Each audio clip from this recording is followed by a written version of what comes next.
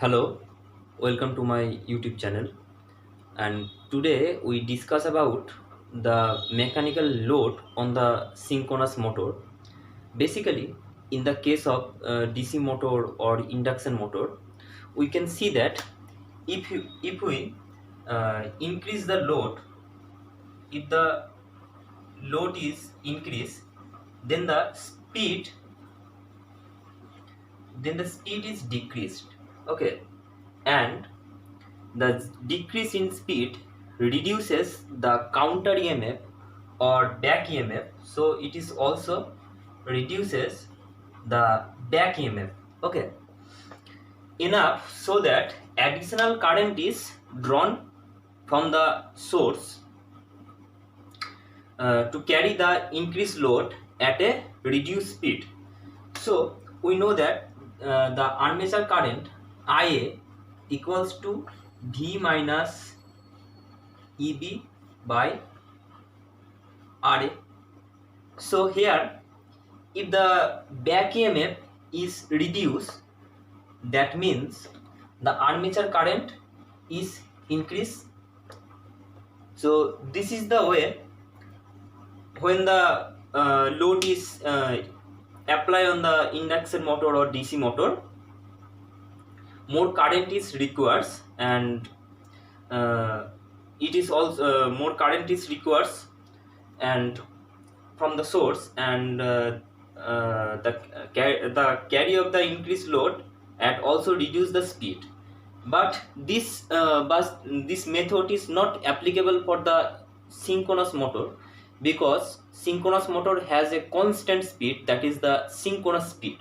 Okay, so it is this action cannot take place in a synchronous motor because it run as a constant speed at all types of loads.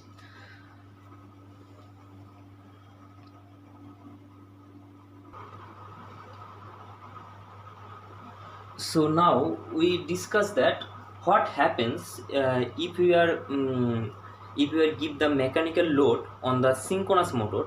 So in that case, as you can see that the rotor poles fall slightly behind the stator poles. So if this is the rotor pole, sorry, this is the stator pole, and if this is the rotor pole, so the rotor poles fall slightly behind the stator poles. Okay, if this is the mid axis of the stator pole and this is the mid axis of the rotor pole, so these are called the torque angle, and it is represented by delta, while continuing to run at synchronous speed. Here one thing you should keep in mind that the speed in the case of synchronous motor is always constant, but in the case of DC motor or induction motor, we can see that if we apply the load on it, so we can see that the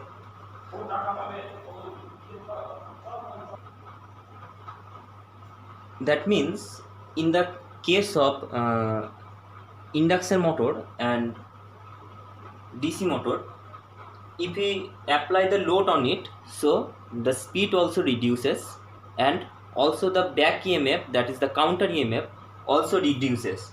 So thus the current armature current is increases.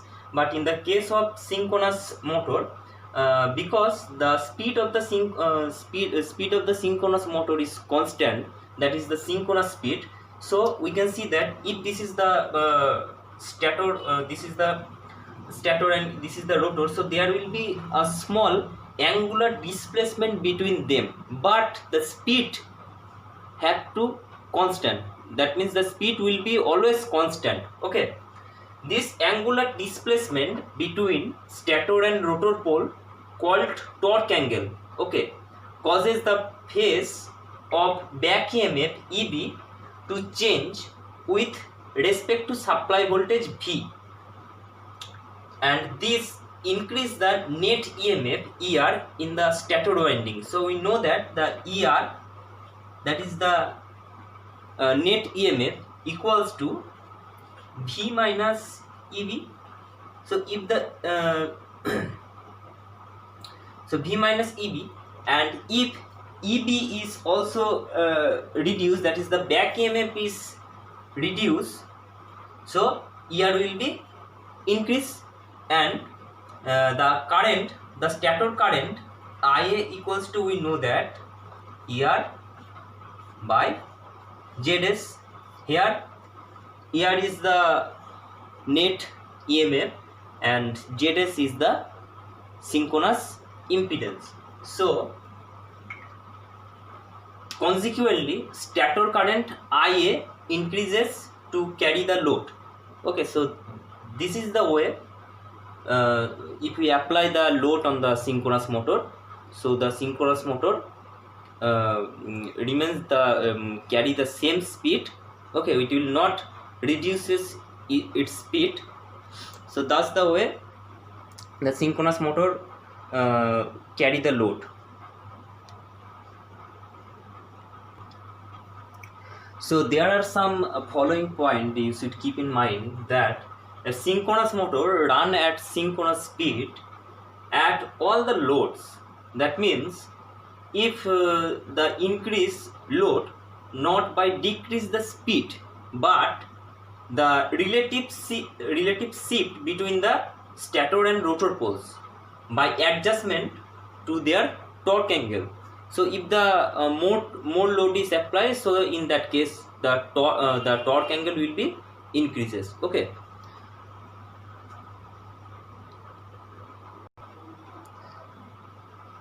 So the second is, if the load of the motor increases, the torque angle delta also increases, and rotor poles lag behind the stator poles by a greater angle, but the motor continues to run at the synchronous speed, that means the constant speed. Okay, so the increase in torque angle delta causes a greater phase shift of back EMF EB with respect to supply voltage V. This increase the net voltage ER in the stator winding and also increase the armature current IA. Okay.